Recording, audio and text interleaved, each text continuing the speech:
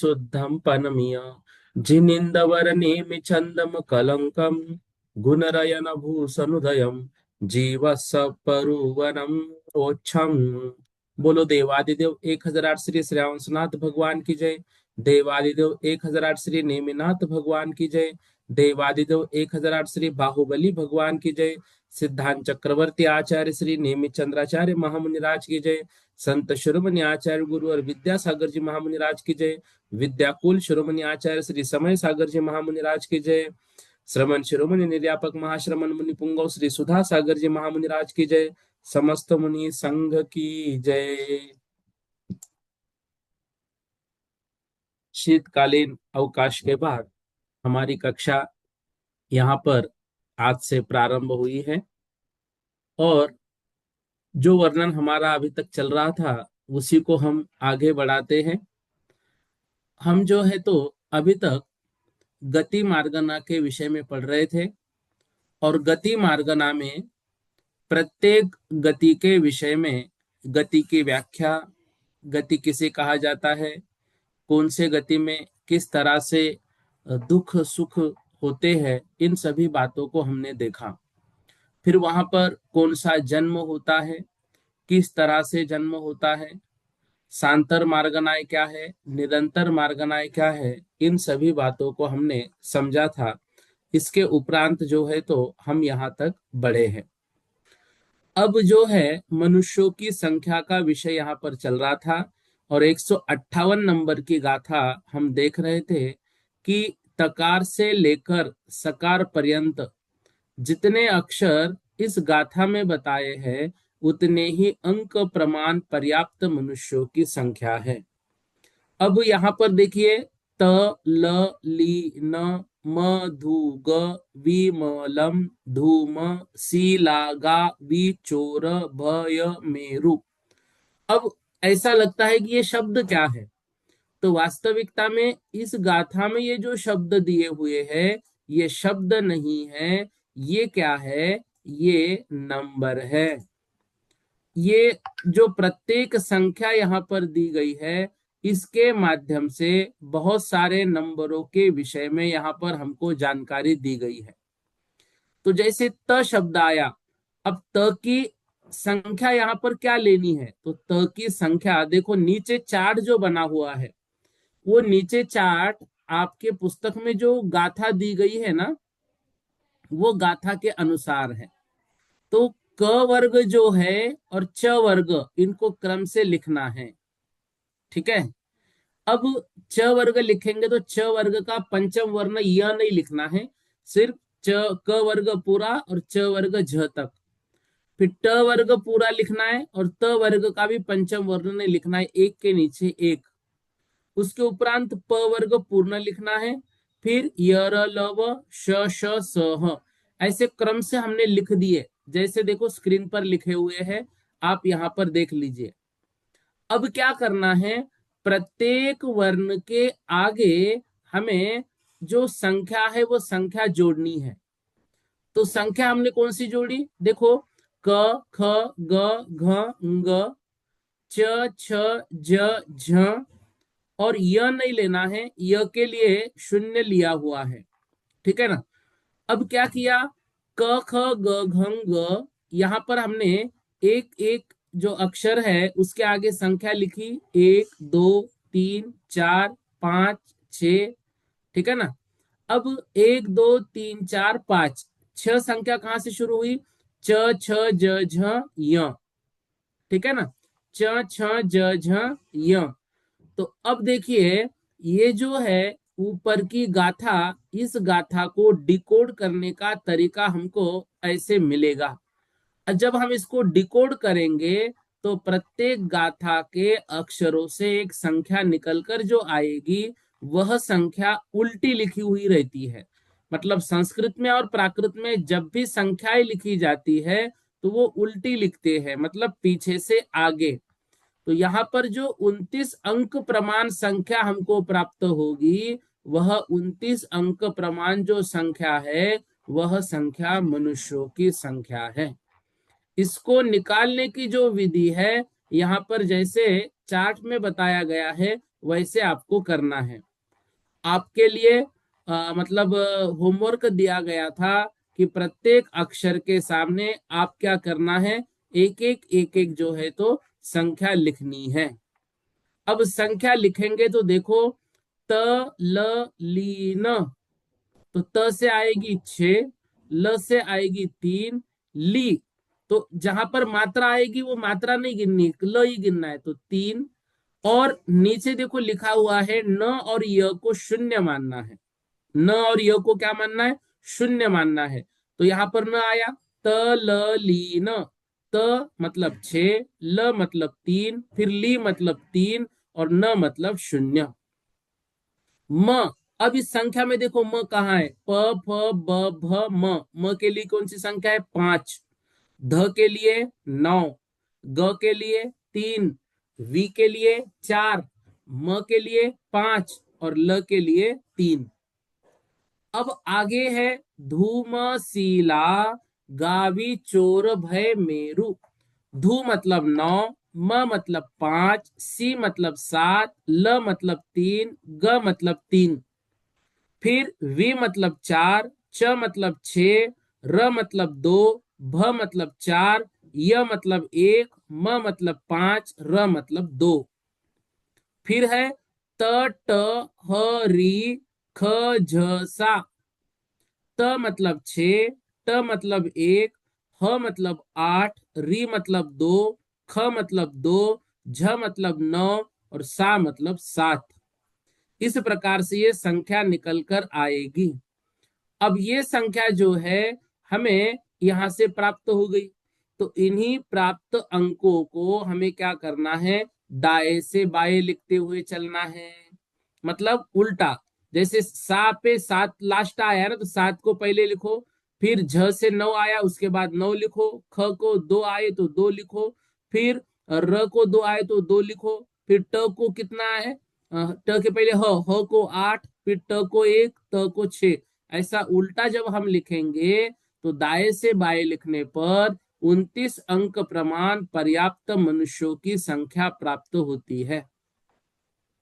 तो ये जो मनुष्य गति है इसमें सबसे कम पर्याप्त पुरुष वेदी एवं नपुंसक विधि, उससे अधिक पर्याप्त मनुष्यनी, उससे अधिक पर्याप्त मनुष्य, उससे अधिक अपर्याप्त मनुष्य और सबसे अधिक सामान्य मनुष्य पाए जाते हैं। इस तरह से यहाँ पर जो अभी हमने ये गाथा देखी है, इस गाथाओं की संख्या निकालने हमको आनी चाहिए। ये प्रश्न परीक्षा में जरूर देंगे, इस गाथा से संख्या निकाल लीजिए। ठीक है, इसके लिए हमको ये जो चार्ट यहाँ पर दिया हुआ है ये चार्ट याद होना चाहिए और ये कोई कठिन नहीं है। क ख ग घ ग च छ ज झ ये 9 तक लिख दिया, ट ठ ड ढ न त थ द ध ये 9 तक लिखा, प फ ब भ म ये 5 तक और य र ल व श श स ह 8 तक। फिर हमने ये पढ़ा जितने भी स्वर इसमें दिए हुए होंगे, गाथा में यदि कभी स्वर आते तो स्वर को जीरो पकड़ना है। गाथा में यदि न या च वर्ग का पंचम वर्ण य ये दो आए तो उसको जीरो पकड़ना है और मात्राओं का कोई भी अंक नहीं। ऐसा जब हम इसको याद करेंगे तो गाथा का अर्थ निकालना हमारे लिए बहुत आसान हो जाएगा। तो इससे ये मनुष्य गति की संख्या हमको प्राप्त होगी। ये संख्या पर्याप्त मनुष्य की है। कितनी है, तो ये संख्या है 7 कोड़ा कोड़ी 92,28,162 कोड़ा कोड़ी 51,42,46,643 कोड़ा कोड़ी 37,59,354 कोड़ी 39,50,336 इतने पर्याप्त मनुष्य होते हैं। यह संख्या अंकों में भी आपको यहाँ पर लिख कर दी है, और स्क्रीन पर आप देखेंगे तो इसको अक्षरों में भी लिख कर दिया है, ताकि इसको पढ़ते कैसे ये हमको समझ में आए। बाकी 29 अंक की संख्या जो है, देखो आज मतलब इसको पढ़ना बहुत मुश्किल काम है। जो मैथ के जानकार होंगे शायद वो जानते होंगे, उनको मालूम होगा, उनको आता भी होगा, लेकिन अपने लिए विषय नया है, मैथ का है, और मैथ समझो बहुत कम जरूरत पड़ती है, इसलिए इसमें अक्षरों की संख्या भी लिख दी। तो मनुष्य जो है वो याद रखना है, 29 अंक प्रमाण है। अब वो 29 अंक कौन से है, तो इस गाथा के माध्यम से वो समझना है, और गाथा में जो जो अक्षर हमारे लिए दिए गए हैं उन अक्षरों से संख्या को निकालते आना हमको चाहिए, आना ही चाहिए। तो ये चार्ट आपके पास है, पीडीएफ आपको भेजी हुई है, आप इस पर जरूर अभ्यास कर लीजिए, और निश्चित रूप से जब भी टेस्ट होगी गति मार्गना में यह गाथा आपको आएगी ही आएगी। आइए 159 नंबर की गाथा को हम पढ़ते हैं। पज्जत्तमनुसानम पज्जत्तमनुसानम तीच उत्थो मानुषीन परिमाणम तीच उत्थो मानुषीन परिमाणम सामन्ना पुन्नुन्ना सामन्ना पुन्नुन्ना मनुवपज्जत्तगा होन्ति मनुव अपज्जत्तगा होन्ति पज्जत्त मनुस्सानम पज्जत्त मनुस्सानम पज्जत्त मतलब पर्याप्त, मनुस्सानम मनुष्यों का जितना प्रमाण है, ती चौथो मानुषीन परिमाणम उसमें ती चौथो मतलब 3/4 मानुषीन मतलब मानुषियों का प्रमाण है।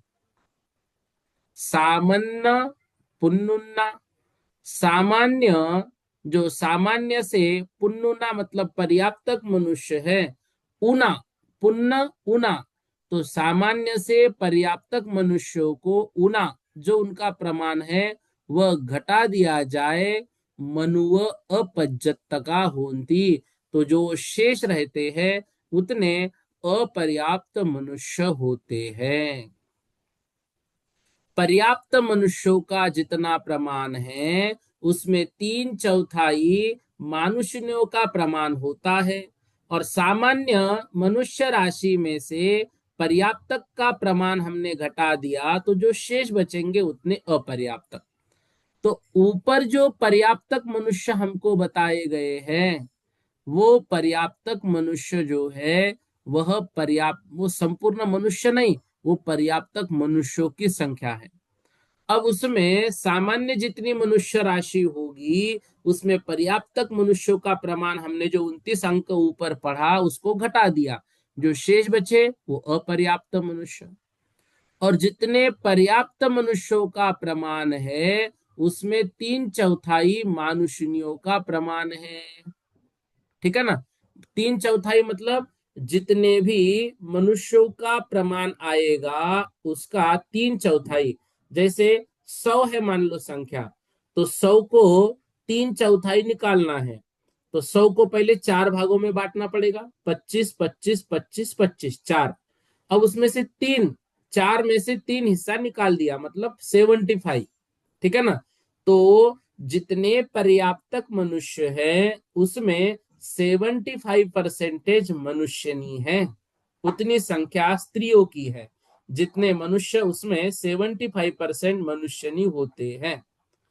अपर्याप्त मनुष्य कितने लेंगे, सामान्य मनुष्य से पर्याप्त मनुष्यों को माइनस हमने कर दिया, तो यहाँ पर सबसे कम पर्याप्त पुरुष वेदी होते हैं और नपुंसक वेदी मनुष्य, उससे अधिक पर्याप्त मनुष्यनी, उससे अधिक पर्याप्त मनुष्य, उससे अधिक अपर्याप्त मनुष्य और सबसे अधिक सर्व मनुष्यों की संख्या का प्रमाण जो है यहाँ पर होता है। इस तरह से हमको समझना है। उस दिन भी बोला था ये कि जो संख्याओं की गाथा है वो परीक्षा में नहीं आएगी, ये थोड़ा सा विषय कठिन होता है, इसलिए सामान्य से इसको हमें समझना है। याद नहीं रहे तो कोई बात नहीं है, ठीक है। 160 नंबर की गाथा देखो। तिन्निसयजोयनानम्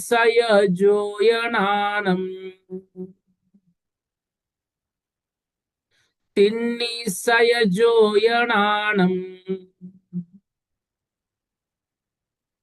वेसद 56 अंगुलाणं च वेसद 56 अंगुलाणं च कदिहद पदरं व्यंतर कदिहद पदरं व्यंतर जोयिष्याणं च परिमाणं जोयिष्याणं च परिमाणं। एक साथ बोलेंगे। तिन्निसयजोयणाणं वेसद 56 अंगुलाणं च कदिहद पदरं व्यंतर जोयिष्याणं च परिमाणं। अब देखो, यहां पर मनुष्य गति की संख्या हमको बताई, अब देव गति की संख्या का वर्णन किया जा रहा है।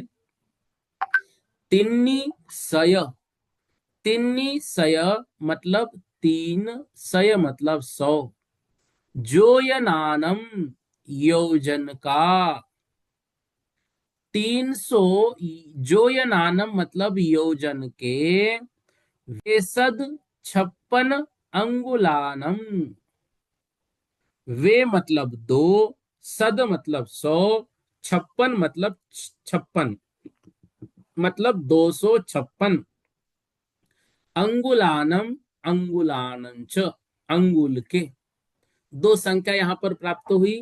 तिन्नी सय जोयनानम, तिन्नी सय मतलब 300 योजन, फिर दूसरी संख्या दी बे मतलब 2, सद मतलब 100, 56 256 अंगुलानम च अंगुल का। क्या करना है? कदी हिद पदरम, कदी हिद पदरम व्यंतरम। अब जो पहली संख्या दी ना, तिन्नी सय जोयनानम, तिन्नी सय जोयनानम, तो 300 योजन का कदी मतलब होता है वर्ग, कदी मतलब क्या होता है? वर्ग। हिद मतलब क्या होता है? भाग देना। अवहद मतलब होता है गुणाकार करना, हद या हिद मतलब होता है भाग देना। हमेशा याद रखना, ये शब्द बार बार आएंगे। कदी शब्द बार बार आएगा। कदी का मतलब होता है वर्ग, हिद, हिद का मतलब होता है भाग देना, या फिर हद भी आएगा, हद का मतलब भी होता है भाग देना। और अवहद शब्द कभी आया तो उसका अर्थ लेना है गुणाकार करना। अवहद यहां पर नहीं है, एक बताया।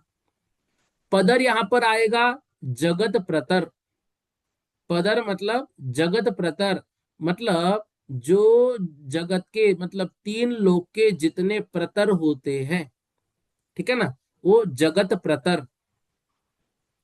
अब देखो, तिन्नी सय जोयनानम, 300 योजन के, कदी मतलब वर्ग का, हिद मतलब भाग, पदरम जगत प्रतर में देने से जो लब्ध हमको प्राप्त होगा उतना व्यंतरम, व्यंतरों का प्रमाण है, व्यंतर देवों का प्रमाण है। दूसरा, बेसद 56 अंगुलानम च, 256 अंगुल के, कदी मतलब वर्ग का, हिद मतलब भाग, जगत प्रतर में देंगे तो ज्योतिषियाणम मतलब ज्योतिषी देवों का प्रमाण यहां पर प्राप्त होता है। तो व्यंतर देवों की संख्या निकालनी है तो क्या करना पड़ेगा? जगत प्रतर को 300 योजन का जो वर्ग होगा उससे भाग देना पड़ेगा। ठीक है ना। जगत प्रतर को 300, देखो यहां पर दिया स्क्रीन पर देखो, व्यंतर देव का प्रमाण जगत प्रतर को 300 योजन का वर्ग इससे भाग देना पड़ेगा। तो 300 योजन का वर्ग, तो 300 योजन का जो भी वर्ग यहाँ पर हमको प्राप्त होगा उस वर्ग का भाग जगत प्रतर में हमको देना पड़ेगा। तो उतना जो प्रमाण होगा उतना प्रमाण व्यंतरों का होगा। ठीक है।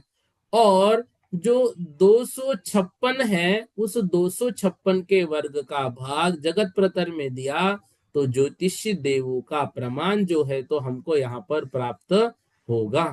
तो ज्योतिषी देवों का प्रमाण जगत प्रतर को 256, अब ऊपर क्या लिया था, 300 योजन लिया था, योजन शब्द दिया था, यहाँ पर अंगुल शब्द लिया है नीचे।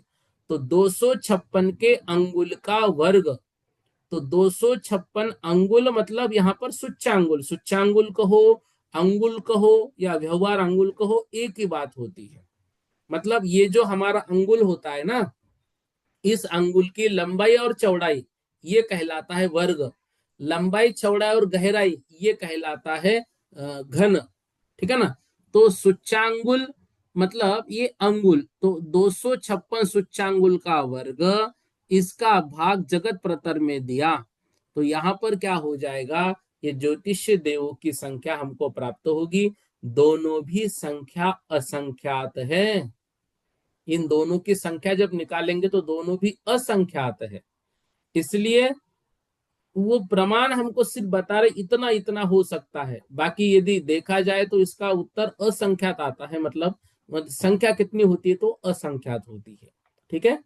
अब देखो 161 नंबर की गाथा, इसमें ज्यादा उलझना नहीं, संख्याओं में ज्यादा उलझना नहीं, बस समझना है। इसमें क्या करना, देखो गाथा तिन्नी मतलब 3, सय मतलब 100, जोयन मतलब योजन, इनका वे सद 56 अंगुलानम, और वे मतलब 2, सद मतलब 100, 56 मतलब 56 अंगुल का, कदी मतलब वर्ग, हद मतलब भाग, पदरम मतलब प्रतर। तो 300 योजन का वर्ग का भाग हमने जगत प्रतर में दिया, व्यंतरों का प्रमाण, और 256 अंगुल के वर्ग का भाग हमने जगत प्रतर में दिया, तो ज्योतिषी देव का प्रमाण आएगा। बस ये गाथा अर्थ तो हमें निकालते आना चाहिए। संख्या नहीं भी समझ में आई कोई दिक्कत नहीं है। ठीक है। हाँ, देखो एक गाथा आगे, घन अंगुल पड़म पदम, घन अंगुल पड़म पदम, तदीय पदम सेडि संगुणम कमसो, तदीय पदम सेडि संगुणम कमसो, तदीय पदम सेडि संगुणम कमसो, भवने सोहम दुग्गे, भवने सोहम दुगे, देवानं होदि परिमाणम्, देवानं होदि परिमाणम्। एक साथ बोलेंगे, घन अंगुल पढ़म पदम, तदीय पदम सेडि संगुणम कमसो, भवने सोहम दुगे, देवानं होदि परिमाणम्।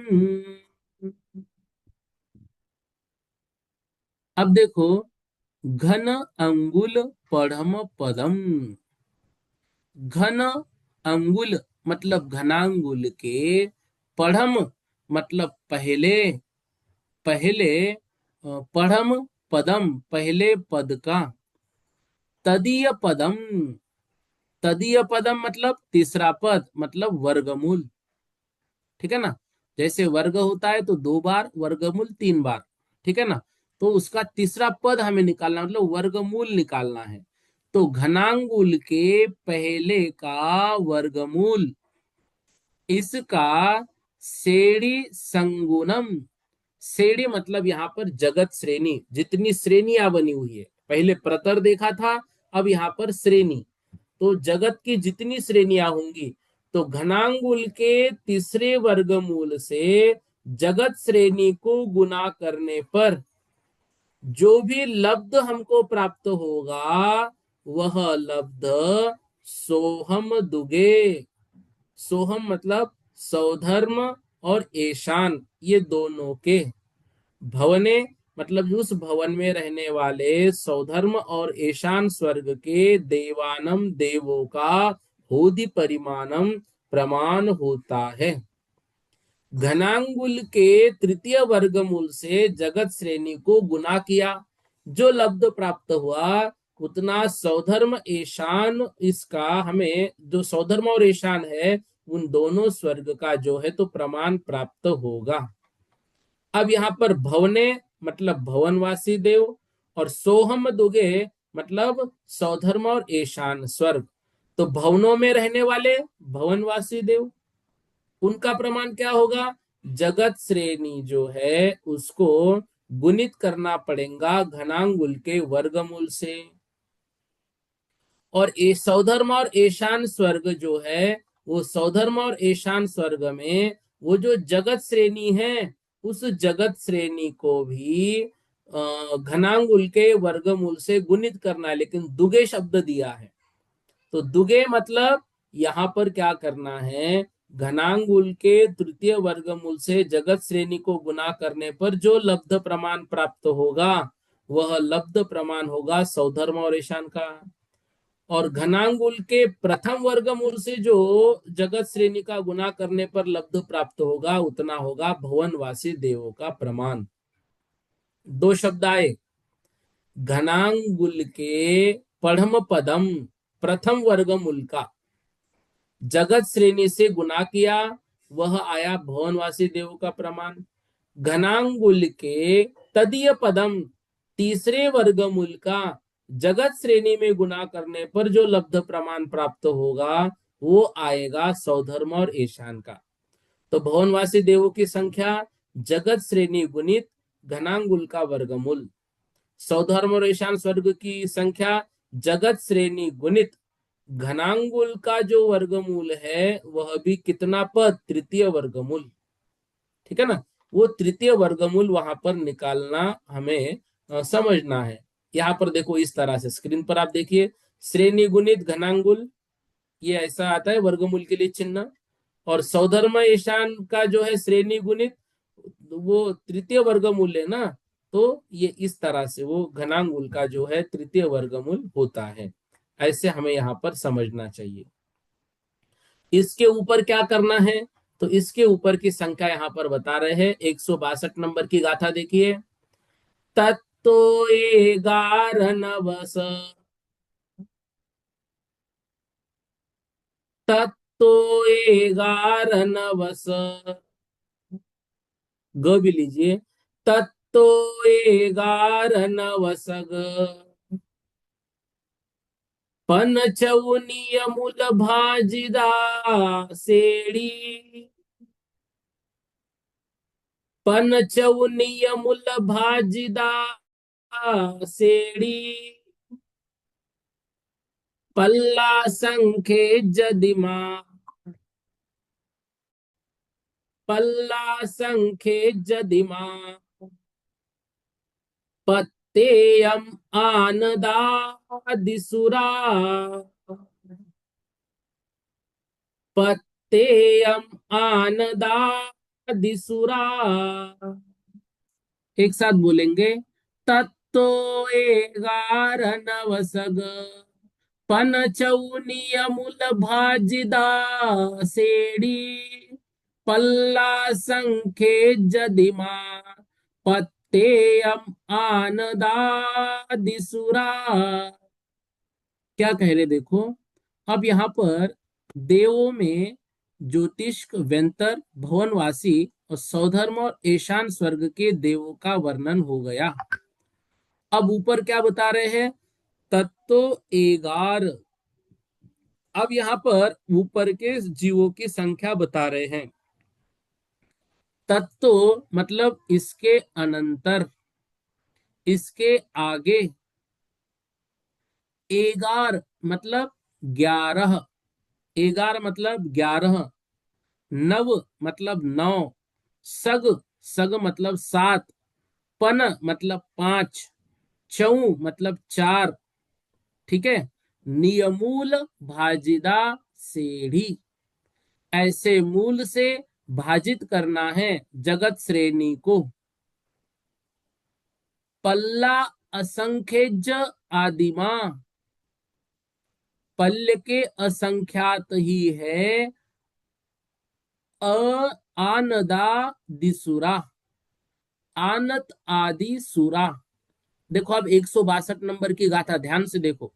तत्तो इसके आगे जगत श्रेणी में, अभी ऊपर क्या किया था, जगत श्रेणी को गुणाकार किया था घनांगुल के तृतीय वर्गमूल से। तो सौधर्म और ईशान स्वर्ग की संख्या हमको क्या हो गई, प्राप्त हो गई। अब क्या कह रहे, तृतीय वर्गमूल नहीं, अब उसको बढ़ाते चलना है। अब जगत श्रेणी को एकादश मूल से गुणित करना है। उसके बाद नव मूल से, नव मूल से गुणित करना है। उसके बाद सप्तमूल से गुणित करना है, सॉरी भाजित करना है, मैं गुणित बोल रहा हूं, गलती हो गई। भाजिदा दिया है ना इसमें शब्द। तत्तो एगार नवसग पंचौ नियमुल भाजिदा, मतलब भागाकार करना है। पहले गुणित गुणित थी, सौधर्म और ईशान स्वर्ग के देवों की संख्या, जगत श्रेणी को घनांगुल के तृतीय वर्गमूल से गुणित किया था, यहाँ पे भाग करना है।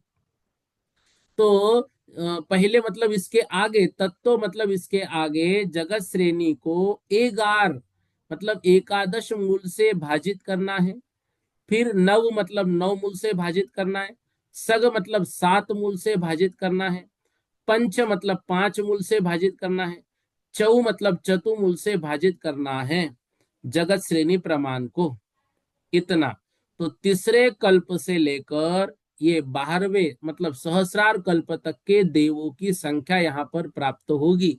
अब हालांकि ये संख्या भी असंख्यात ही है, चाहे ज्योतिष को व्यंतर भवनवासी हो, सौधर्म हो या ये सब असंख्यात है। लेकिन ऊपर ऊपर की संख्या ये कम कम हो रही है असंख्यात, लेकिन कम कम हो रही है। अब फिर दिया आनतादि सूरा, मतलब आनतादि से लेकर आगे के देवों का जो प्रमाण है वो कितना है, पल्य असंख्य दिमा, पल्य के असंख्यातवे भाग प्रमाण ही यहाँ पर मानना चाहिए। अब देखो यहाँ पर स्क्रीन पर ये आपको लिखकर बताया है, लिखना कैसे है। तीसरे चौथे स्वर्ग को श्रेणी, जगत श्रेणी को भाग करना है। देखो 2/11, तो ये 11 का वर्गमूल होगा, ठीक है ना। उस वो जगत श्रेणी, उससे हमें भाग करना है। इस तरह से ये फिर 9वें 10वें में 5 मूल दिया, 5वें 6वें में 9 मूल दिया, फिर चतुमूल दिया, फिर सप्तमूल दिया, ठीक है ना। और फिर 13वां 16वां स्वर्ग 9 ग्रैवेयक और 9 अनुदिश, इनमें प्रत्येक में पल्य का असंख्यातवा भाग जो है, इतनी संख्या उन देवों की होती है। इतना आज पढ़ लेते हैं, इसके आगे का कल के कक्षा में हम पढ़ेंगे। अब ये संख्या यदि याद नहीं हो तो कोई दिक्कत नहीं है, ये संख्या लिखते नहीं बनी तो भी कोई दिक्कत नहीं, इसको सामान्य रूप से पढ़ना है। ये वर्णन जो है तो परीक्षा में आता भी नहीं है, ठीक है। यहां तक किसी का कोई प्रश्न है, यहां तक का जो है किसी का कोई प्रश्न है?